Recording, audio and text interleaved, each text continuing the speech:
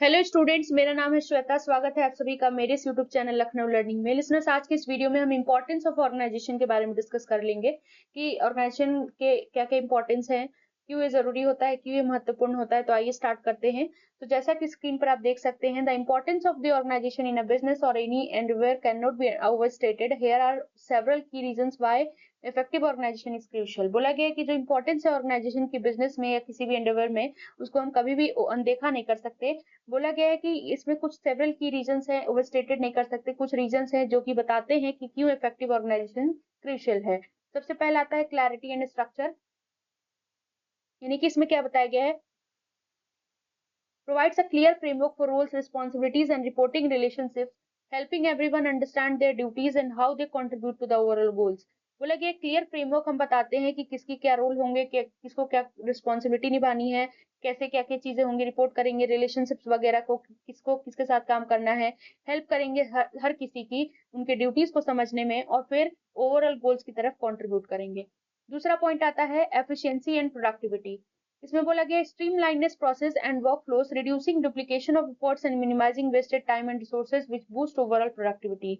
इस प्रोसेस को देखेंगे, वर्कफ्लो को स्ट्रीमलाइन करेंगे, डुप्लीकेशन ऑफ वर्क को कम करेंगे, वेस्टेज ऑफ टाइम रिसोर्सेज को कम करेंगे, और जिससे कि हमारा ओवरऑल प्रोडक्टिविटी आगे की तरफ बढ़ेगा। तीसरा पॉइंट आता है इम्प्रूव कम्युनिकेशन। कम्युनिकेशन को इम्प्रूव करना यानी establishes clear communication channels, ensuring that information flow smoothly throughout the organisation which enhances collaboration and reduces misunderstanding.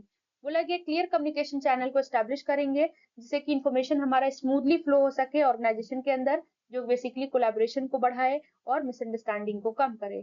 फिर आता है फोर्थ पॉइंट हमारा, गोल अलाइनमेंट। गोल अलाइनमेंट में क्या होता है, तो help align individuals and team objectives with the organisation overall goals, ensuring that everyone is working towards common outcomes.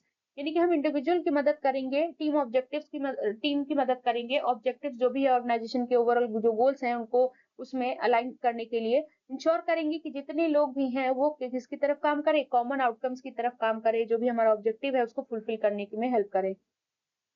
Fifth point आता है लिसनर्स रिसोर्स मैनेजमेंट। बोला गया facilitate effective allocation and management of resources, human, financial and physical, ensuring that they are used efficiently and effectively. यानी कि हम effective allocation को facilitate करेंगे, resources को मैनेज करेंगे, चाहे वो ह्यूमन हो, फाइनेंशियल एंड फिजिकल हो, इंश्योर करेंगे कि उसको बहुत ही एफिशिएंटली तरीके से यूज किया जा सके और इफेक्टिवली तरीके से भी। फिर आता है six point, adaptability and flexibility. यानी कि an organized structure allow businesses to respond more quickly to changes in the market or industry, enabling them to adapt strategies and operations as needed।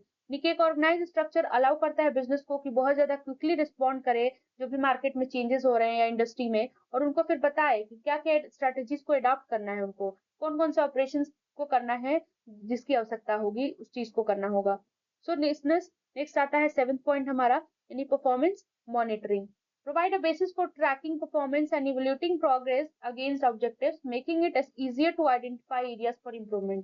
बोला कि एक बेसिस प्रोवाइड करेंगे ताकि हम अपने performance को देख सके, इवेल्युएट कर सके प्रोग्रेस को, हमारे ऑब्जेक्टिव्स के अगेंस्ट में जो भी हमने सेट किया है, और फिर उसको इजी बनाए ताकि हमको पता चल सके कि किस एरिया में हमको, मतलब हम पहचान सके कि किस एरिया में इंप्रूवमेंट करने की आवश्यकता है।